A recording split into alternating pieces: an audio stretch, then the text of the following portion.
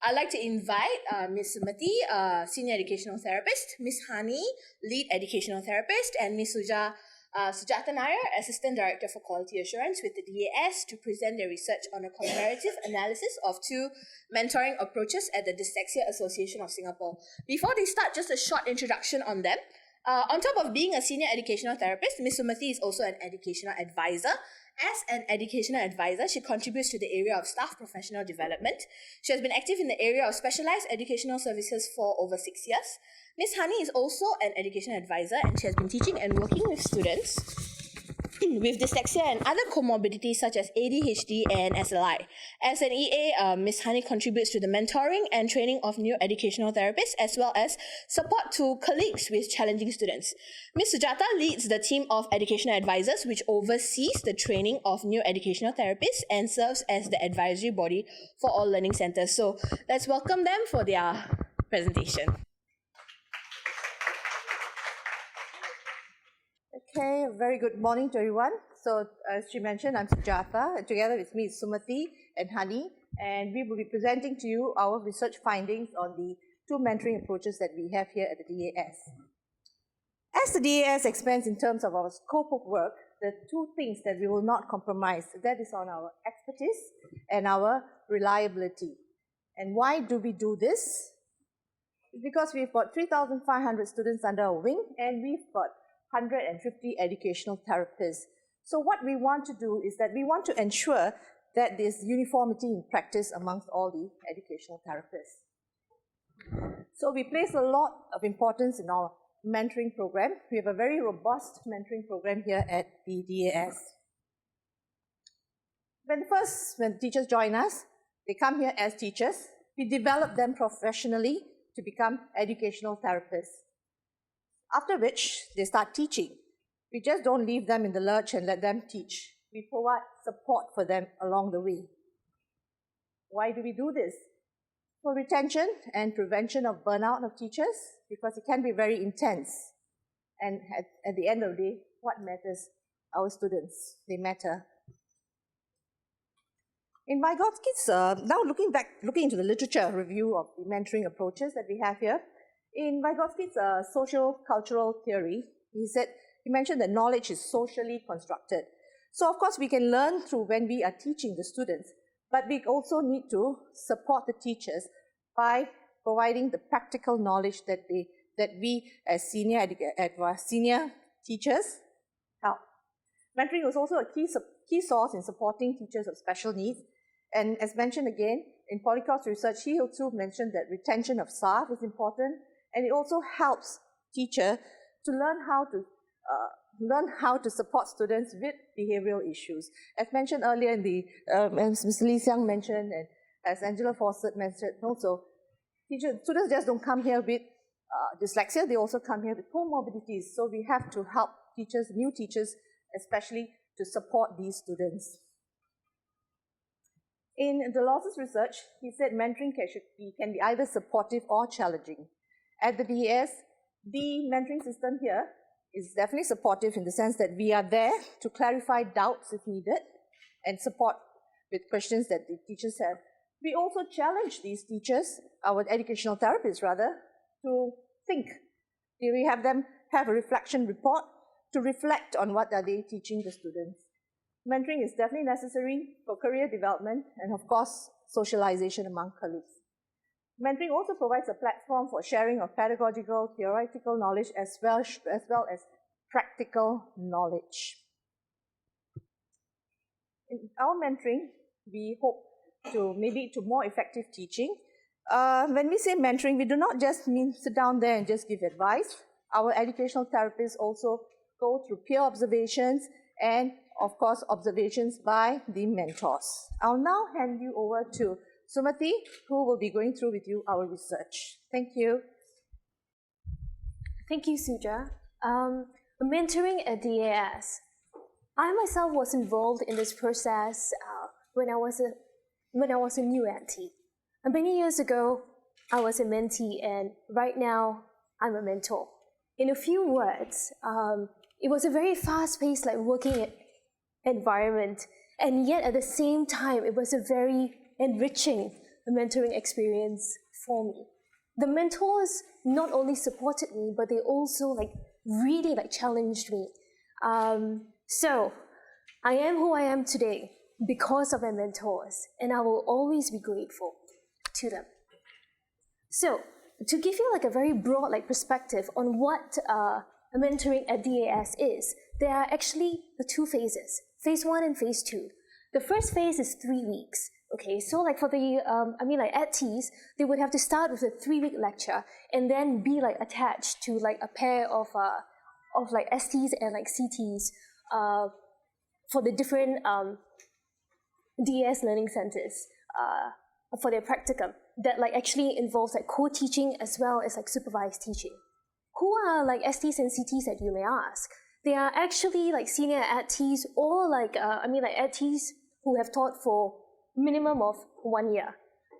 And then comes phase 2, that is 6 months. And then after the first 3 weeks, they would actually embark on this rigorous 6-month training program. However, this is very dependent on when the DAS actually does the recruitment, and this would then actually determine how soon they would actually embark on this 6-month training program. And for this 6-month training program as well, there are also mentors who are experienced NTs as well, and they would then mentor for the new NTs, where they would be teaching for their own classes as well as doing their own lesson plans as well. Now, as you can see, there are many components for the 6-month training program. We have the lectures that are held on a fortnightly basis. We have the individual sessions that are held on a weekly basis. There are also for the teaching observations that also involve for the peer observations as well as for the mentor observations. And we also have 2 types of reflections. And lastly would be for the teaching log that would have annotated lesson plans, reflections, or for the kids profile as well for that one class for 6 months. Now let's look more into the lectures and individual sessions. As you can see, there are a total of 10 lectures, and that is equivalent to 30 hours for 6 months. And for each of the new AT, they will have 2 different mentors. And this is because to expose them to the whole different mentoring styles as well as for the viewpoints as well. Now, with the individual sessions, it kind of varies for the topics that are discussed amongst the mentor and the mentee, because it varies on their needs as well. And for the possible topics that are actually discussed during the lectures as well could involve a classroom management or even for the a differentiated instruction as well. But for teaching observations, the focus would be on the purpose of the peer observations as well as for the informal and for the formal observations. So that would be the purpose. And also, what are some of the things that the ATTs and the mentors would also look out for as well? As you can see, this is a sample of the peer observation checklist. So basically, for the peer observation, ATTs would actually be the observer, as well as be the observee, as well. And they would just have to observe within their group of ATTs. So things that they may see, it could be whether they have showed a self confidence or not when they are teaching. Besides peer observations as well, there are also mentor observations, and this includes for the formal observations as well as for the informal observations.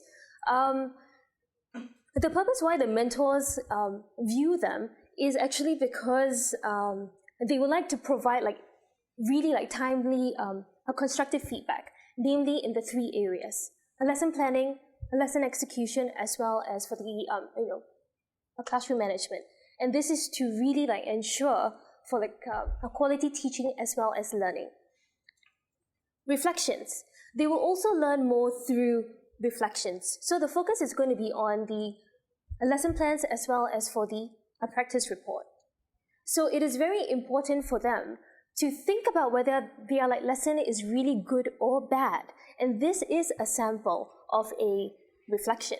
So according to the roles model, one way of like reflecting is the what, so what, and the now what stage. The what is the descriptive stage, and the so what is the analytical stage, and the now what is the whole action like oriented stage. So it is not only about thinking, but it's also about doing. And this would really, help them to like better themselves as like ATs as well.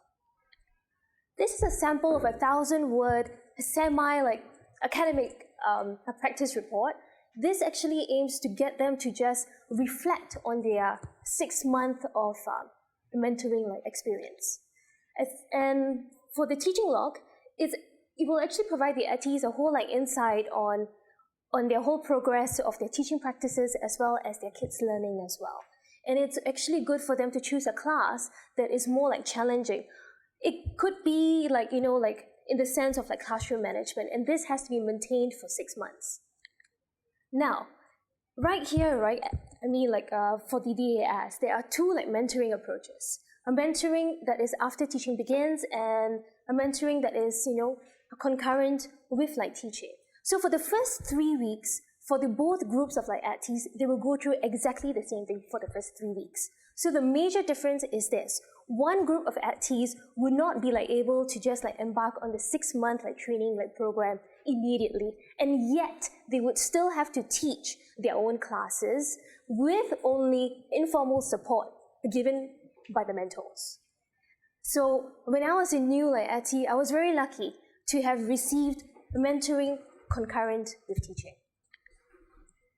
I would like to just reiterate that that mentoring really matters at the DAS. The reason being is that we have a quality teaching practices that will lead to quality support for the students. And this was also evidence for the research that we conducted in 2016. And now I would like to just hand it over to Hani, who will go through the research bit. Okay, so this is how we went about with our research. We looked for batches of teachers who has started teaching in the last 3 years. And this group of teachers have gone through either the first type of mentoring, which is after teaching, or the other type of mentoring, which is concurrent with teaching. And what we got was 9 ATs who came from the first group, which is after teaching, and 8 ATs which came from the second group, which is concurrent with teaching, to agree to participate in our research. Okay, so before we embark on our research process, these are the 3 guiding questions that help us through looking at what we actually want to find out. So firstly, the perception of teachers on the mentoring program that they go through. Secondly, the challenges that they face when they go through the 2 mentoring approaches. And thirdly, how effective the mentoring approaches were for them, or if we should look at a different kind of mentoring approach in future. For our research design, we decided to pick the mixed method study because the mixed method study allows us to look at qualitative and quantitative data analysis, which is good in a sense. When you have both qualitative and quantitative data, you are able to understand the problem at hand better. Okay, so for our quantitative data, we used a survey questionnaire with a 5-part Likert scale on a range of strongly agree to strongly disagree.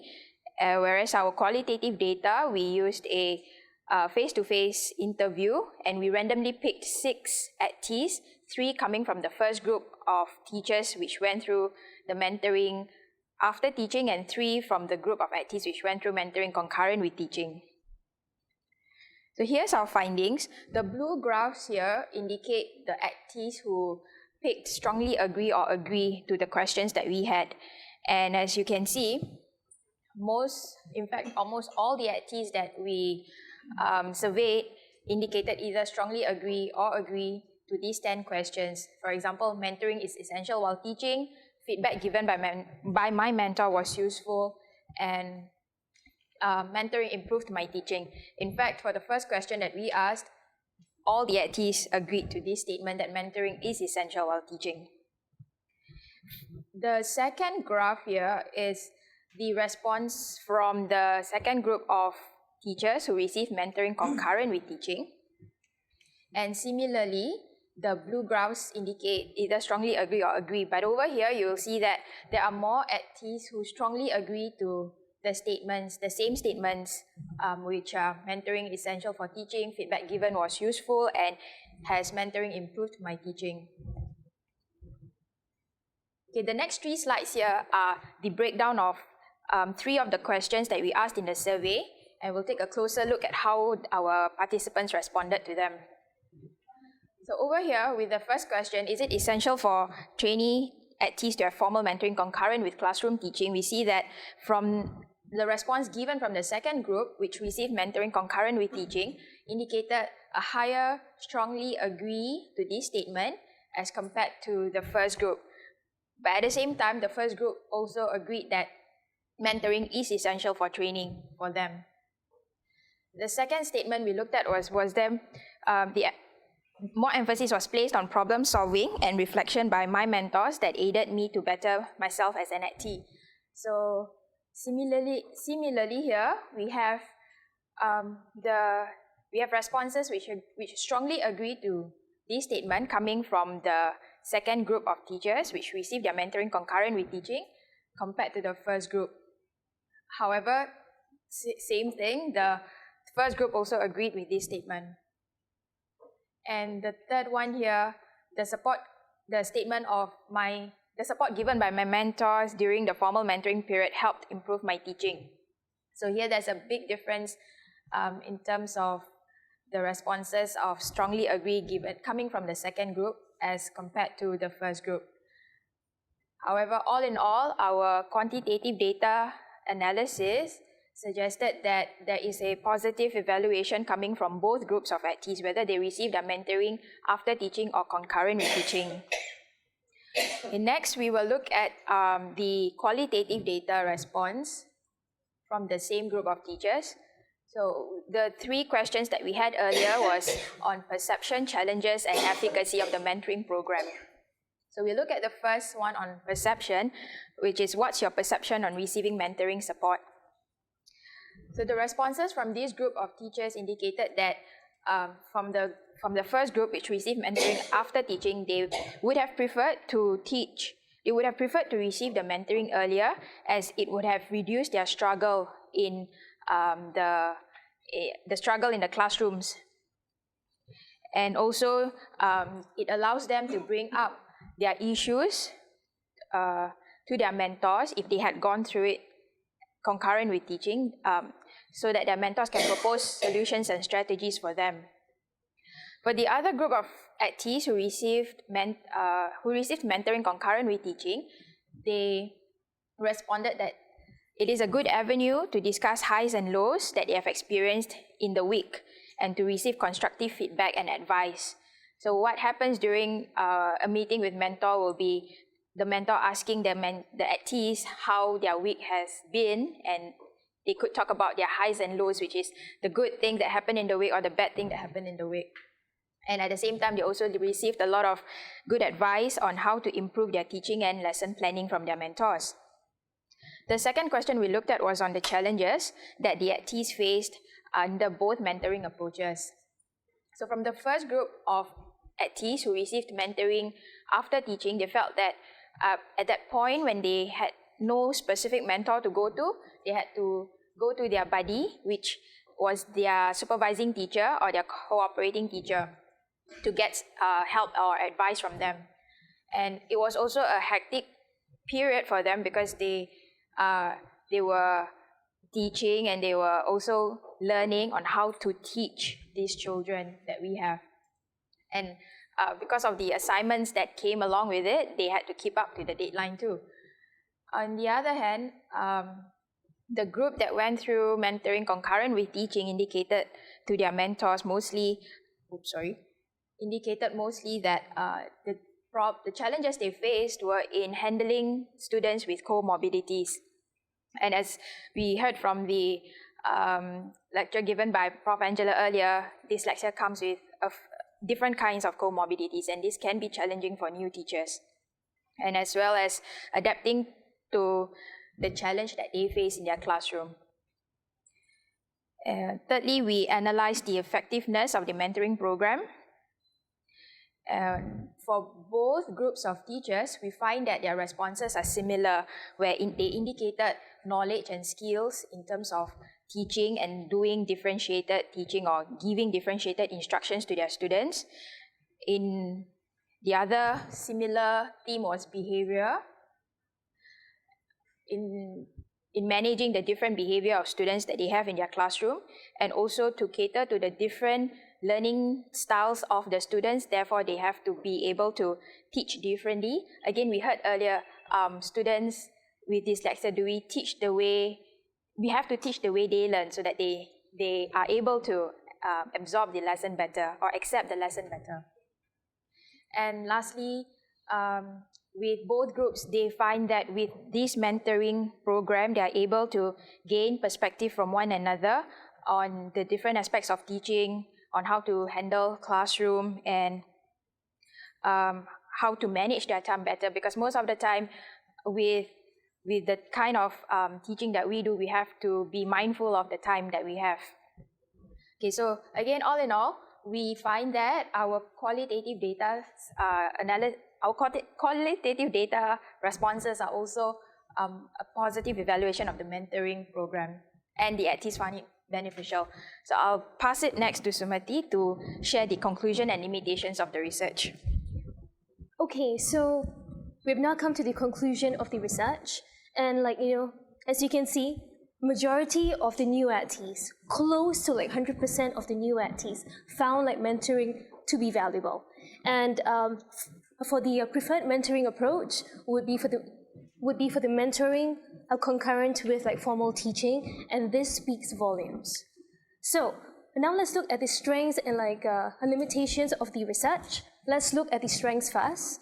Firstly, it's the first such survey to be conducted, and we are very humbled by it, and gave some insights on the DAS mentoring, and this was very useful as well, and also areas of improvement in conducting the mentoring, and we have also taken note of this.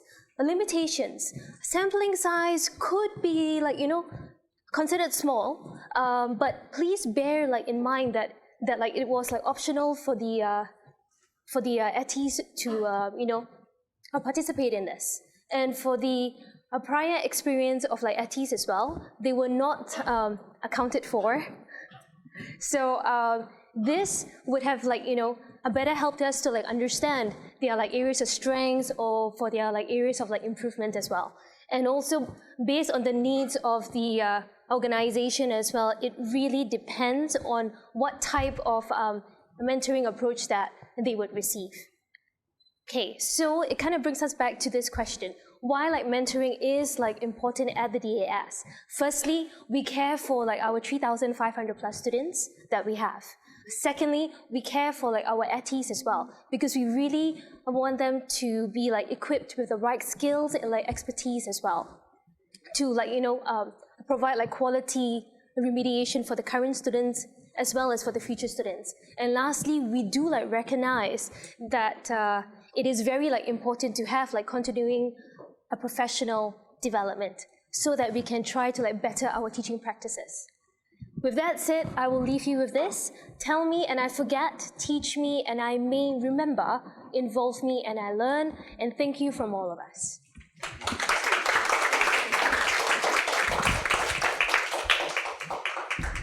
Okay, thank you so much for that wonderful presentation. I'd like to invite our DAS's Chief Financial Officer, Ms. Chai Su Chow, to give tokens of appreciation to our three presenters.